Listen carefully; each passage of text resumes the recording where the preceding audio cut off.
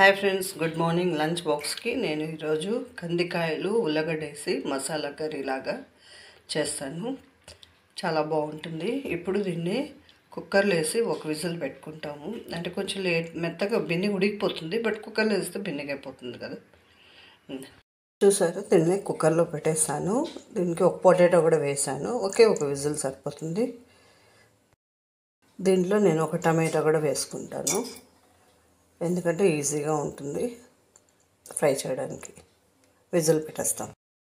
ఆవాలు, కొద్దిగా జీలకర్ర వేసినాక ఒక పట్ట, చిన్న లవంగం వేస్తాము. ఆనియన్, ఒక 1 చిల్లీ, కర్రీ లీవ్స్ వేగింది కదా. ఆ టమాటా కుక్కర్లో వేసుకున్నాం కదా, ఇది ఇలా మెత్తగా అయిపోయింది. తీసేసాను.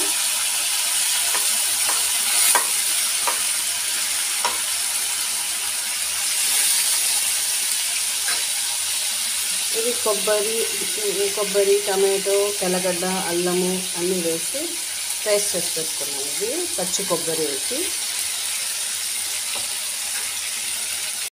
ప్రోటీన్ ఎక్కువగా ఉంటుంది. పచ్చి గింజలు మనకి సీజన్ అప్పుడే దొరుకుతుంది కదా, అలాంటప్పుడు ఇలా కర్రీ చేసుకోవచ్చు, ఎనిపి చేసుకోవచ్చు, పుల్లగూరలాగా చేసుకోవచ్చు. శనగగింజలు తాలింపు, పొడి వేసి తాలింపులు చేసుకోవచ్చు. చాలా డిఫరెంట్ టైప్ ఆఫ్ చేసుకోవచ్చు కర్రీ. ఇది బాగా వేగనిస్తాము, పచ్చివాసన పోయేదాకా వేగనిస్తాము.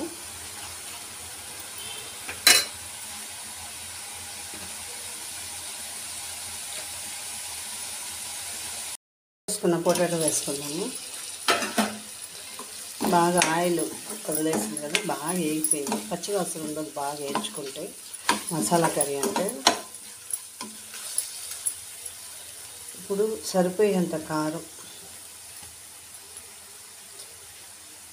అంటే ధనియాల పొడి అన్నీ ఉంటుంది దీంట్లో. పొట్టు పెట్టుకుంటాము ఇలానే.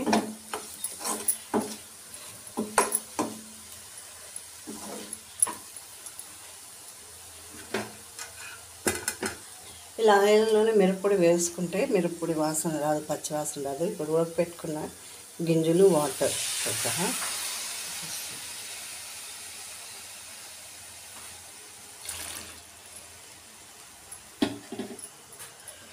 సాల్ట్ ఆల్రెడీ ఉడకపెట్టేటప్పుడు వేసాం కదా, చూసి వేసుకున్నాము. ఒక 10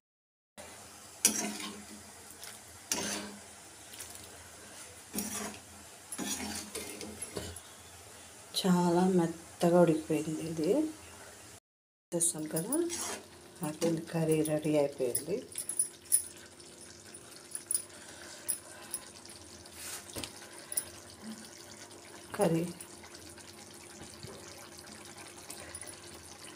కర్రీ చూడండి ఎంత టేస్టీగా, ఎంత గ్రేవీగా, ఎంత బాగా రెడీ అయిపోయింది. మీరు కూడా ఇలా ఒకసారి చేయండి. ప్లీజ్ లైక్ చేయండి, షేర్ చేయండి, సబ్స్క్రైబ్ చేయండి.